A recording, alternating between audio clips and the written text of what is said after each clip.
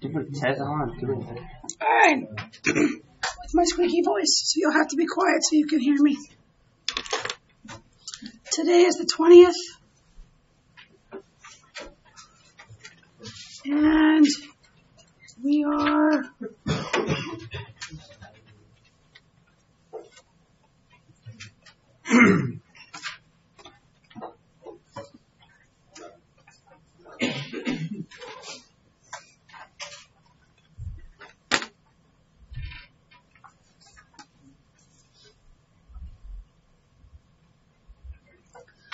so yesterday we did direct variation.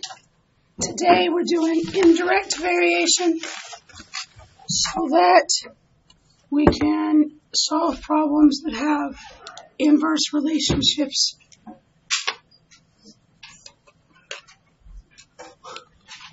I don't have enough space. Yes. Sorry. I missed somebody.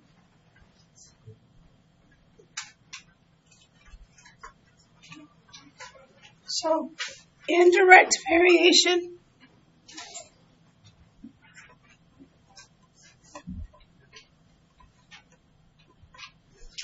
is the relationship between two variables, just like yesterday. As one variable increases, the other variable decreases by the same factor.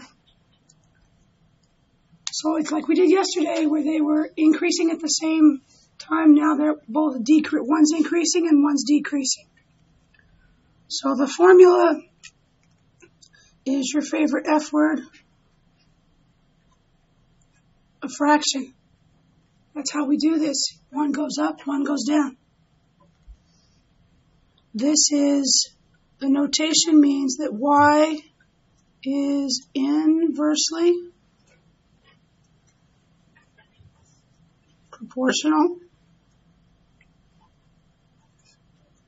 to x, and we write y and the little alpha sign 1 over x. Remember that k is a constant, and we find that by multiplying the x-coordinate with the y-coordinate.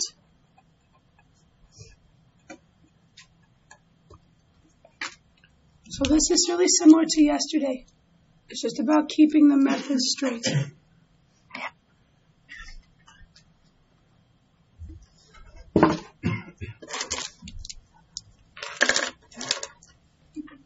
Alright, so here's the example. So just like yesterday, we have to, the first sentence tells us which kind of problem we're going to do. So as y varies inversely to x, when y is 6 and x is 4 over 3.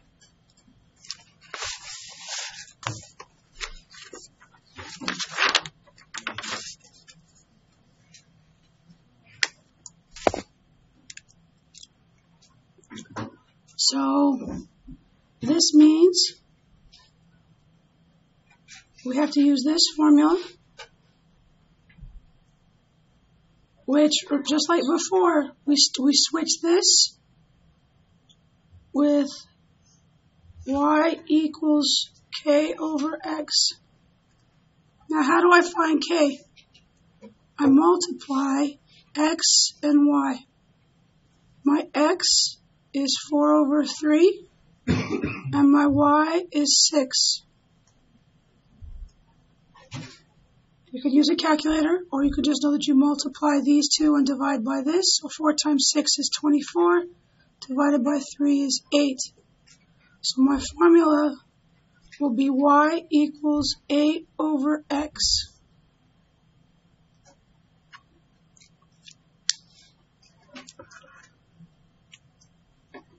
So now that I have that formula, I'm going to use it for the other two parts of this question. Find the value of y when x is 32. So using this equation, y equals 8 over 32. I could divide those both by 8, and that gives me 1 over 4. So y equals 1 over 4. It will be common for you to have fractions as an answer because your question is in the form of a fraction. To find the value of x when y is 56, so we start with y equals 8 over x.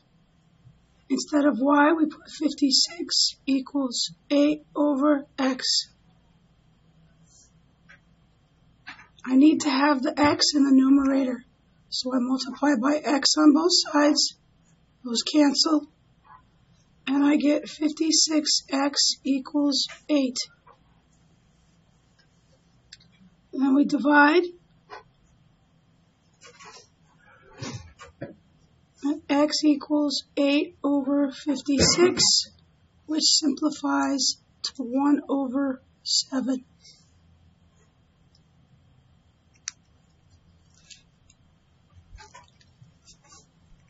So it's not difficult once you set the problem up and plug the numbers into the right places.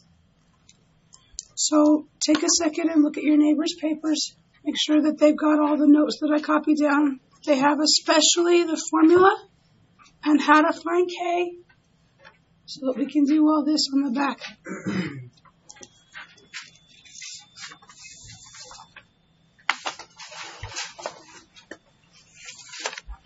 Okay.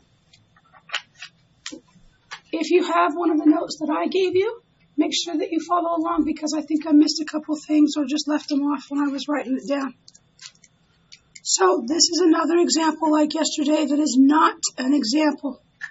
And it needs to be in y equals form. Which one do you think doesn't belong? Well, if I get y by itself, then I divide by x, and I have y equals 7 over x. Y equals 6. Does this look like our other examples? Mm-hmm. So it's not that one. This one has an x in the numerator, just like that one. So these two are both okay. That one. Why is it this one? Because the x is on the bottom. It's this one because x is in the numerator.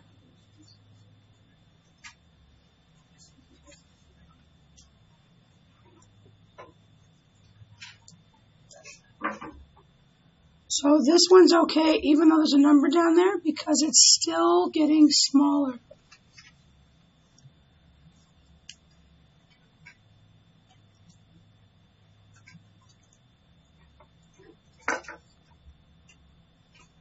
Number 2 is like the one we did on the other side. So it varies inversely. That tells me that I'm going to have y equals k over x. To find k, that's x times y, which is 6 times 10, which is 60. So then my formula for just this set of numbers becomes y equals 60 over x.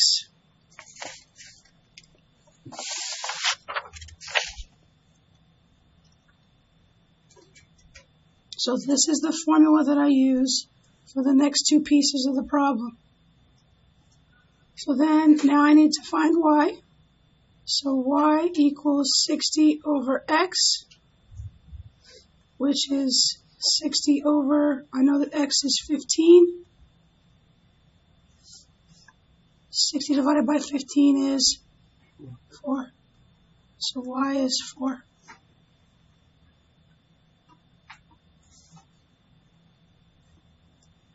Using the same formula, y equals 60 over x. This time I'm looking for x, and I've been given y.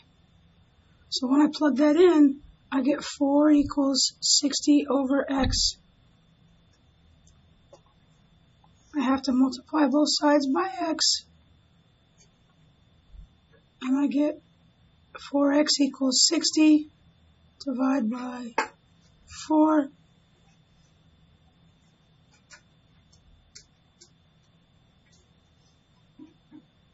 I did that wrong. No, I did it right. Sorry.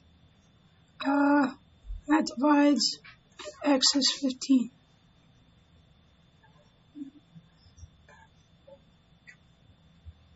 Don't forget that when you have an x in the denominator, you need to multiply both sides to get it up top. All right. The last one. The first thing is to write the problem. M is inversely proportional to the square of L. That means M equals K over L squared.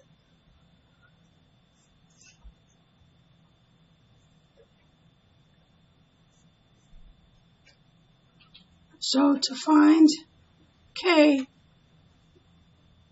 equals L squared times M, because I know these two things, so I have to plug it in.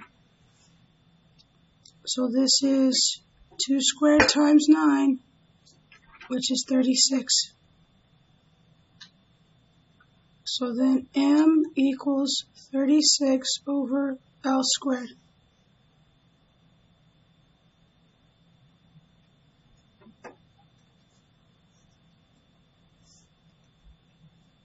So now I'm going to use this formula for this.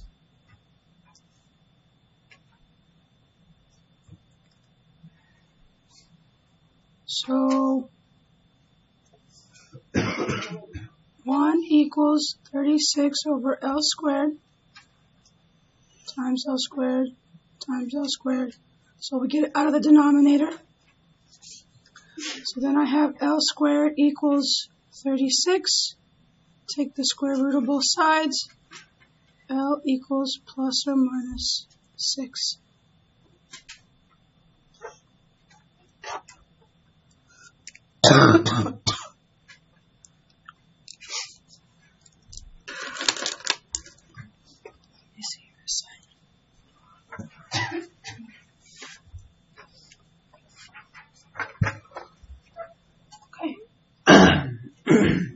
So again, like yesterday, the hardest part is getting the equation set up. Once you've done this, then it's just a matter of plugging in the numbers that you're given in your problem. For the assignment today, you start with this question, and as x varies inversely with y. That means that I'm going to start with y equals k over x. It gives you a value for x and y. So then I multiply these two. So k equals x times y, which is 0.4 times 13.3. I don't know what that is. What is that?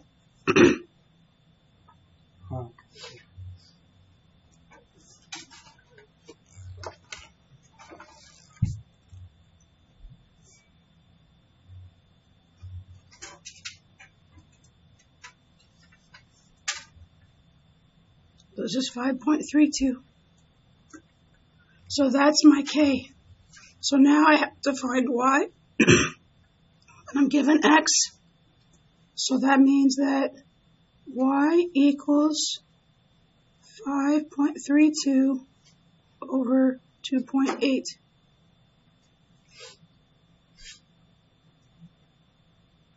Which is 1.9. So that means that I'm going to go this way in the maze. So you don't have to do all 15 problems.